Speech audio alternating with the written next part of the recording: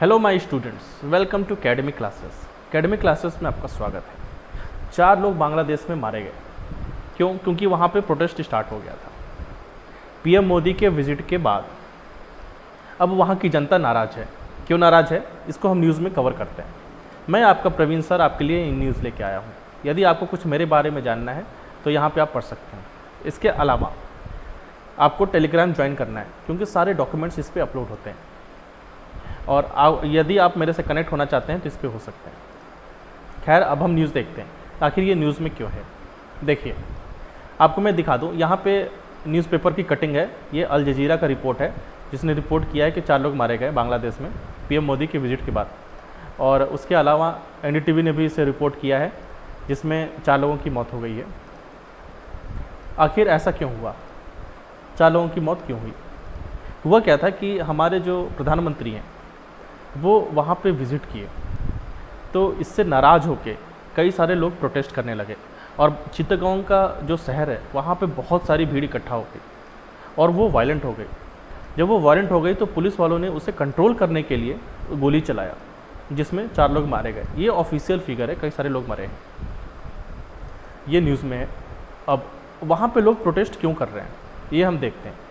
पहले हम ये देखते हैं कि जो पीएम मोदी हैं वहाँ पे विज़िट क्यों करने गए। एक्चुअली हुआ क्या कि जो बांग्लादेश है, तो आज के दिन बांग्लादेश का 50th इंडिपेंडेंस डे था, यानी कि 50 साल हो गए थे बांग्लादेश को आज़ाद हुए। और एक दूसरा भी ओकेज़न था, वो था शेख मुजीबुर रहमान।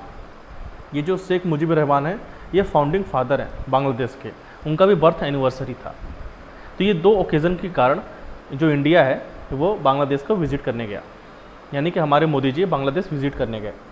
और आपको पता है जैसे कि बांग्लादेश इंडिया का नेबर है और बांग्लादेश को इंडिया ने बहुत सपोर्ट किया है। किस तरीके से? देखिए, यह है इंडिया, यह है बांग्लादेश और यह है पाकिस्तान। एक्चुअली क्या था, ये पहले था वेस्ट पाकिस्तान और ये था ईस्ट पाकिस्तान।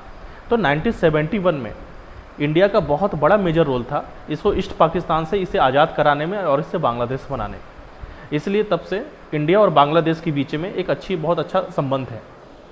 लेकिन एक पार्टी, सिर्फ एक पार्टी की वजह से उसमें संबंध है, जो दूसरी पार्टी है वो इंडिया से बहुत ही खफा रहती है। वो मैं आपको आगे बताऊंगा। खैर, आपको ये समझ में आ गया कि हमारे जो प्राइम मिनिस्टर है वो वहाँ पे विज़िट क्यों करने गए थे। इसके अलावा वहाँ पे वो प्रोटेस्ट क्यों कर रहे थे।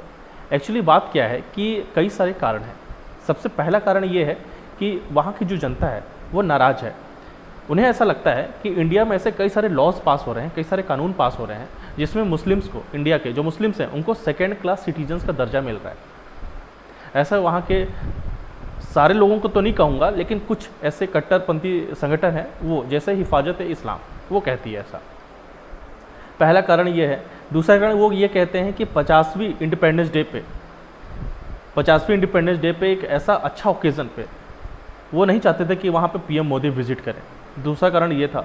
तीसरा कारण ये है कि बहुत सारे बांग्लादेशी नाराज़ हैं, क्योंकि इंडिया जो है तीस्ता रिवर आपको पता है कि वेस्ट बंगाल से होते हुए बांग्लादेश जाती है। तो तीस्ता रिवर पे अभी तक इंडिया इस पर एग्रीमेंट नहीं कर पाया है बांग्लादेश से, और बांग्लादेशी चाहते हैं कि इस पर अच्छे से प्रॉपर से एग्रीमेंट हो, जिसमें वाटर शेयरिंग के प्रॉपर डिमार्केशन हो, कौन कितना वाटर शेयर करेगा। तो ये नहीं हो पाया, इसकी वजह से वो नाराज़ हैं। प्लस एक और कारण है नाराज़गी का बांग्लादेश का इंडिया के तरफ, कि वो एक्यूज़ करते हैं कि जो हमारी इंडिया की जो BSF है, बॉर्डर सिक्योरिटी फोर्स, वो कई सारे बांग्लादेशीज़ की किलिंग की है, उस पर शूटिंग की है। इसके वजह से वो नाराज़ हैं। खैर, अब इस चीज़ को लेके, इस नाराज़गी को लेके कई सारे चिटगांव शहर में कई सारे बांग्लादेशी वहाँ पे प्रोटेस्ट कर रहे थे, जिसमें पुलिस फायरिंग में कई सारे लोग मारे गए। और ये तो न्यूज़ में रिपोर्ट किया गया है 4 लोग। आप समझ सकते हैं कितने लोग मरे होंगे। खैर, कुछ हम हिस्टोरिकल बैकग्राउंड देखते हैं। आपको जैसे कि मैंने बताया कि इंडिया ने बांग्लादेश की हेल्प की थी बांग्लादेश को आज़ादी पाने में, और पाकिस्तान से उसे आज़ाद कराया था। ये कब की बात है? ये 1971 की बात है। तभी से ढाका और न्यू दिल्ली, ढाका और बांग्लादेश और इंडिया के बीच में अच्छे टाइज़ हैं, अच्छे संबंध हैं।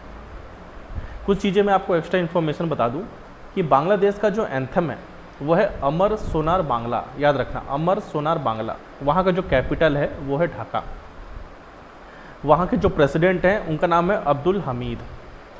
वहाँ के जो प्राइम मिनिस्टर है उनका नाम है शेख हसीना। ये सारी चीज़ें इंपॉर्टेंट नहीं है, आप देख सकते हैं।